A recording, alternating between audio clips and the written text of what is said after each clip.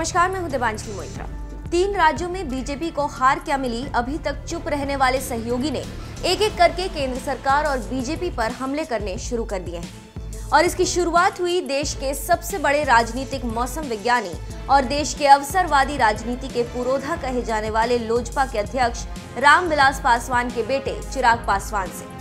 चिराग पासवान ने पटना में मीडिया से बात करते हुए मोदी सरकार और बीजेपी की सख्त आलोचना की और कहा कि केंद्र सरकार की जीएसटी और नोटबंदी जनता पर घातक सिद्ध हुई।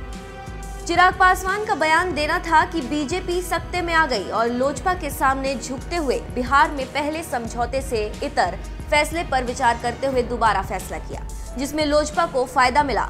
और इसी बात को देखते हुए अब बीजेपी के अन्य सहयोगी भी अपनी इच्छाएं जाहिर कर रहे हैं और लोजपा के चिराग पासवान की ट्रिक पर काम कर रहे हैं। इसकी शुरुआत की है यूपी में बीजेपी की सहयोगी पार्टी अपना दल ने। अपना दल अनुप्रिया पटेल गुट के राष्ट्रीय अध्यक्ष आशीष पटेल ने बकायदा प्रेस कॉन्फ्रेंस करके मोदी सरकार और योगी सरकार पर हमला किया और कहा कि अपना दल के कोटे से केंद्र में मंत्री बनने के बावजूद उन्हें यूपी में वो सम्मान नहीं मिलता जिसकी वो हकदार है। यहाँ तक कि उन्हें मेडिकल कॉलेजों के उद्घाटन कार्यक्रमों में भी नहीं बुलाया जाता है।